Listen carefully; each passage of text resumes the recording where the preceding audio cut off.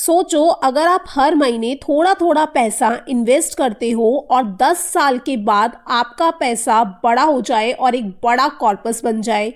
हर साल 5 लाख रुपए आप सेव कर कर इन्वेस्ट कर रहे हो और वो एक दिन 1 करोड़ से ज़्यादा बन जाए।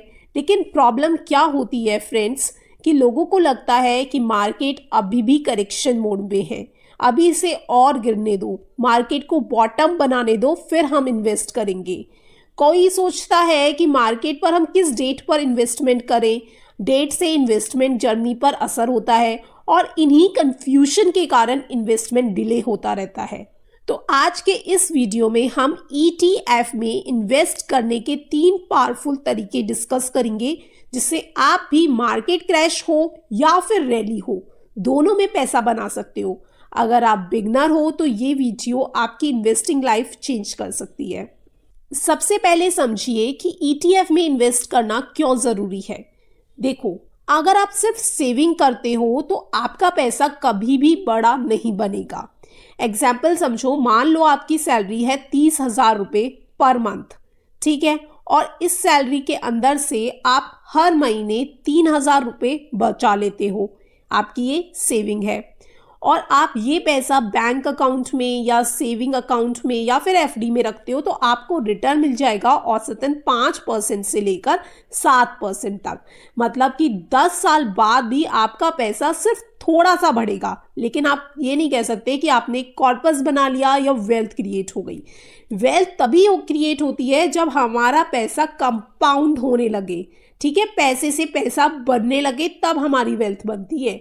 अगर सेम 3,000 को आप इक्विटी में इन्वेस्ट करोगे, और इक्विटी में भी जो कि मैं मेथड बता रही हूँ ETF, जहां पर आप बास्केट ऑफ स्टॉक्स खरीदते हो डाइवर्सिफिकेशन के साथ, क्योंकि स्टॉक्स लेने में तो रिस्क है लेकिन पूरी बास्केट उठाने में फायदा हो सकता है।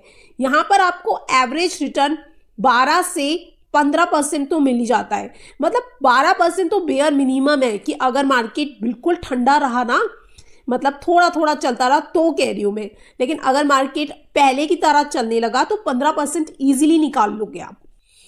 देखो friends, ETF exchange traded funds, जिसे आप अगर खरीदते हो तो यानी कि आप मल्टीपल स्टॉक्स की एक बास्केट को ओन कर लेते हो। एग्जाम्पल, अगर आप निफ्टी 50 का ETF खरीदते हो तो उसमें आप इंडिया की टॉप 50 कंपनीज में इन्वेस्ट करते हो। इससे फायदा ये होता है, एक तो आपका रिस्क डाइवर्सिफाई हो जाएगा। ETF के अंदर आपको एक्सपेंस रेशियो भी कम देना पड़ता है। जैसे म्यूचुअल फंड में तो आपका 1% से 2% लगेगा, तो यहाँ पर 0.1% टू 0.5% ही लगेगा। साथ में डीमैट से आप इसे इजीली बाय कर सकते हो और कभी भी सेल कर सकते हो, पूरा कंट्रोल आपके हाथ में रहता है। इसी वजह से ETF को म्यूचुअल फंड से भी हर केस में बेटर माना जाता है। अब सबसे इंपॉर्टेंट क्वेश्चन, ETF में इन्वेस्ट कब करें? इसके 3 प्रूवन मेथड्स हैं। Method 1, date based investment strategy. ये सबसे सिंपल है।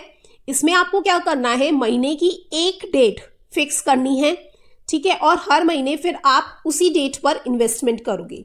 एग्जाम्पल, अगर मान लो किसी को 9,000 रुपये इन्वेस्ट करने हैं, अब सबसे पहले उसको डिवाइड करना है कि उसे अपना ये 9,000 अमाउंट कितनी बारी में डालना है।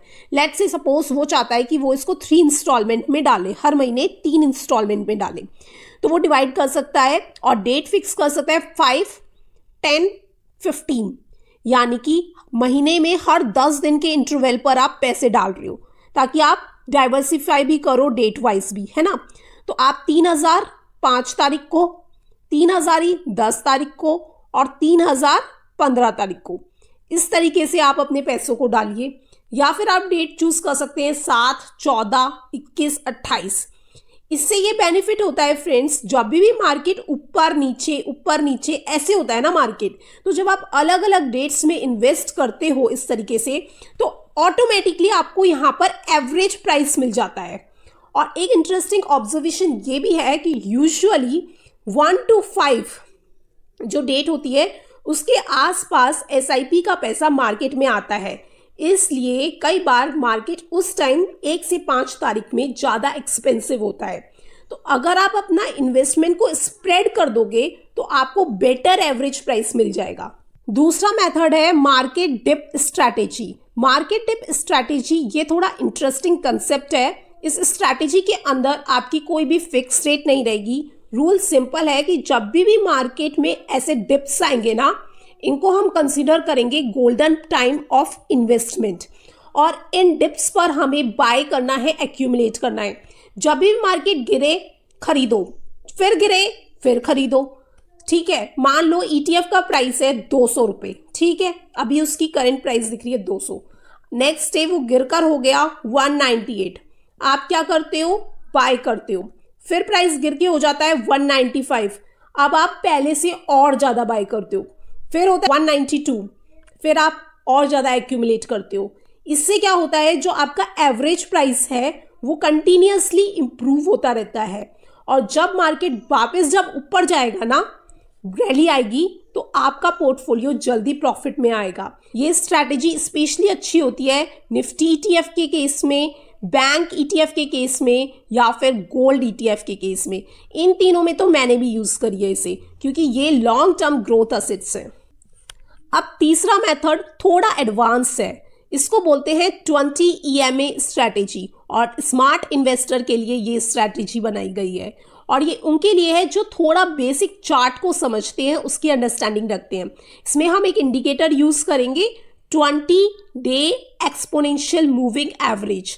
रूल सिंपल है फ्रेंड्स, जब भी मार्केट 20 डे मूविंग एवरेज के आसपास आए या उससे जब भी नीचे जाए, तो आपको अपनी इन्वेस्टमेंट को यहाँ पर बढ़ा देना है। एग्जाम्पल मान लो आप हर महीने 5,000 रुपये मंथली आप SIP करते हो ETF में, ठीक है।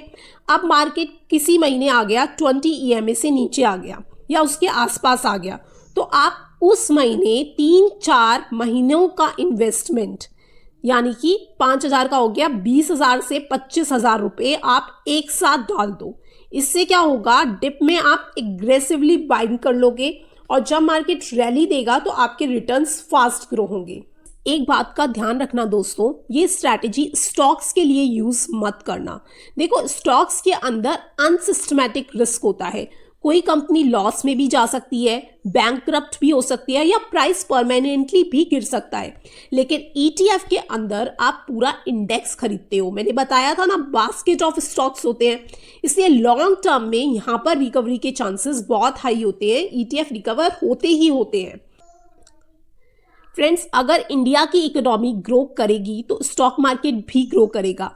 आज इंडिया फास्टेस्ट ग्रोइंग इकोनॉमी है, मिडिल क्लास रैपिडली एक्सपेंड हो रहा है, बिजनेसेस स्केल कर रहे हैं, मतलब लॉन्ग टर्म विजन में इंडेक्स ग्रोथ का पोटेंशियल स्ट्रॉन्ग अभी भी है। इसलिए ग्रोथ का बेनिफिट लेने के लिए ETF इन्वेस्टिंग एक पावरफुल टूल हो सकता है। आज हमने 3 पावरफुल ETF इन्वेस्टमेंट स्ट्रैटेजी सीखी। पहली डेट बेस्ड, दूसरी मार्केट डिप, और तीसरी 20 EMA। अगर आप बिगनर हो तो फर्स्ट मेथड से स्टार्ट करो, और जैसे जैसे आप एक्सपीरियंस गेन करते हो आप सेकेंड, थर्ड ऐसे स्ट्रैटेजी ऐड कर सकते हो। रूल सिंपल है, कंसिस्टेंसी हमेशा टाइमिंग पर भारी पड़ती है, रेगुलर इन्वेस्टिंग ही लॉन्ग टर्म वेल्थ बनाती है। फ्रेंड्स, अगर आपको वीडियो यूजफुल लगी हो तो उसे लाइक करना, चैनल को सब्सक्राइब करना, और कमेंट में बताना आप ETF कौन सा वाला होल्ड कर रहे हो, निफ्टी ETF, बैंक ETF या गोल्ड ETF। मैं पर्सनली आपके कमेंट्स रीड करती हूँ।